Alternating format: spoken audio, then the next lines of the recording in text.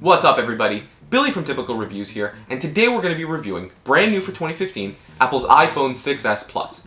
We're going to be taking a look at some of the specs and features for it, and let you guys know if it's worth the upgrade or the purchase of this brand new phone. So before we begin this review, just as a reminder to you guys, we have an iPhone 6s Plus or iPhone 6s giveaway, so be sure to check out the description for more details. Now that I've actually had the iPhone 6s Plus in my hands for a couple of days and been using most of the features, here's my review for it. You guys might be asking, what's new about this phone? For starters, Apple has introduced 3D Touch. 3D Touch allows you to use more pressure on the screen to access a few shortcuts for the popular built-in apps. App makers will need to get on board and update their apps to support this feature. Once they do, using your iPhone 6s Plus will be a lot quicker with all the newfound shortcuts. In terms of dimensions, it's only 0.1mm taller and wider, and 0.2mm thicker. It's also about 20 grams heavier. Internally, the iPhone 6s Plus features Apple's new A9 chip with the M9 Motion coprocessor embedded within it. It's also been confirmed that the 6s Plus is equipped with 2GB of RAM, while last year's model only has 1. It also has improved LTE connection with LTE Advanced, which has speeds of up to 300 megabits per second. The Touch ID is on its second generation, and it's quicker to access your phone with your fingerprint. You barely even notice the transition to your home screen when you already have your finger on it. Now, arguably the biggest improvement over last year's model is the camera. Apple has beefed up the back camera from 8 megapixels in the iPhone 6 Plus to 12 megapixels in the iPhone 6s Plus. With that, they've also added the ability to create live photos. Essentially, it creates a photo that has a moment before the picture was captured and animates it when you click on it. The most exciting new feature for me has got to be the ability to now shoot 4K video. It takes some fantastic 4K footage that you can see in my previous video, but it's not enabled by default. So be sure to check it out on how to do that in the description below.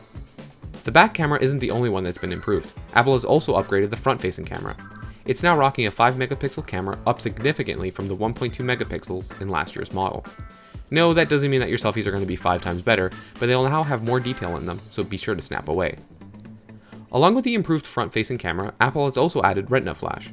Retina Flash detects the lighting conditions of the photo and sends out a flash matching the ambient lighting. This should result in a better low-light selfie overall. And in terms of the body of the phone, Apple is now using what they call a 7000 series aluminum. This was done in order to remedy the bend gate issue of 2014, where the iPhone 6 Plus was bending in people's pockets, and was also easily bendable by hand. To see if Apple actually improved on its durability for the iPhone 6s Plus, be sure to check out our bend test video also in the description as well. While the space gray version is demonstrated here, rose gold is the new iPhone color joining the fray this year. If either of these colors don't suit you, gold and silver are available as well. So that's all of the new things for the iPhone 6s Plus, but since this was an S upgrade year, what's not changed about the phone? Well, it still has the same 5.5-inch LED backlit display that's 1920 by 1080. There's no improvement in that department. Also, the general aesthetics and design are the same. It's nearly identical to the 6 Plus. The only notable difference is the included S badge on the back, or if you have the rose gold color. But if you have a case or something else covering it, you wouldn't be able to tell it at a quick glance. Now, it actually has a smaller battery than the iPhone 6 Plus, but it boasts the same battery life as last year's model. This is most likely due to the new A9 processor and a testament to its new efficiency. Now there are a few things that I enjoyed about this phone. First and foremost, shooting in 4K is absolutely incredible. The amount of detail that you get in these videos is just fantastic. Also, the addition of 3D Touch really makes the phone a lot quicker to use. No longer do I have to actually go into the camera app and then switch it to front-facing camera. I can just apply a little bit more pressure on the app itself and directly select selfie mode from there. I enjoyed that it's also another iPhone for the iOS ecosystem. It draws upon the simplicity and straightforward usage that we're used to from Apple products. Now, there are a few things about the phone that I wish Apple had improved upon. For example, the display.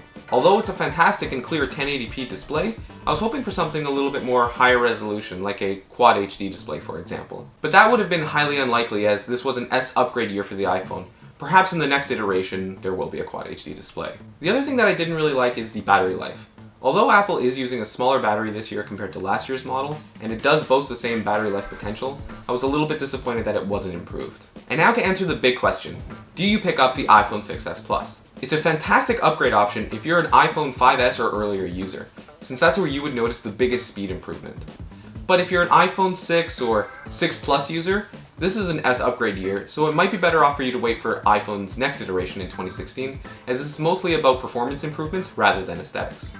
But if you are a current iPhone 6 or 6 Plus user and you need to shoot in 4K, or you just want to have the latest and greatest, you can't go wrong with picking up the iPhone 6s Plus.